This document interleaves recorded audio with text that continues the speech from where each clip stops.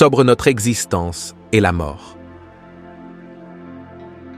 Nous avons tous des conditions fortunées ou malheureuses dans la vie humaine en raison des acquisitions antérieures de l'âme, de ses mérites ou de ses défauts et des progrès qu'elle doit réaliser. Tous les écrivains connaissent ces heures d'inspiration où leurs pensées s'illuminent d'une clarté inattendue, où les idées coulent comme un torrent sous la plume. Et qui parmi nous, dans les moments de tristesse, d'abattement, de désespoir, n'a jamais été parfois ranimé et réconforté par une action intime et mystérieuse? Le nouveau effraie, car il renverse des théories chères. Les esprits s'attirent en raison de leur affinité.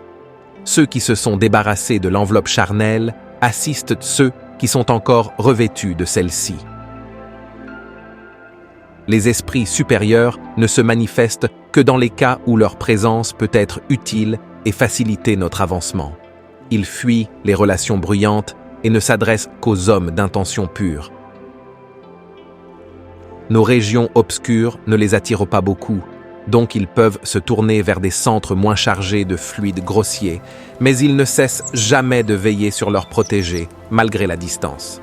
La mort n'est pour les autres qu'un doux sommeil, suivi d'un réveil délicieux.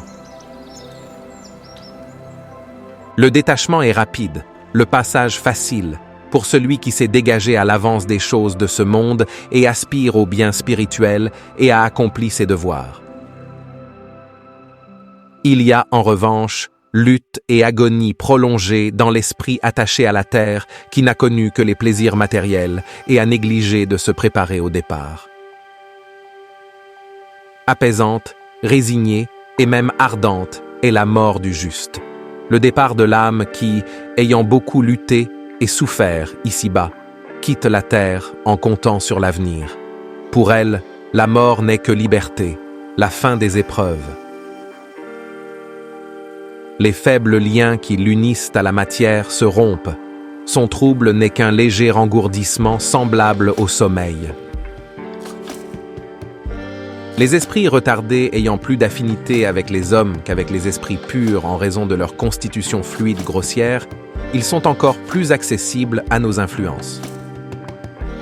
L'homme est donc son propre justicier, car selon l'usage ou l'abus qu'il fait de sa liberté, il est heureux ou malheureux. Le résultat de ses actes peut parfois se faire attendre. Dans l'état d'esprit, nous comprenons mieux nos imperfections et, préoccupés par les moyens de les atténuer, nous acceptons la vie matérielle sous la forme et dans les conditions qui nous semblent les plus appropriées pour atteindre cet objectif.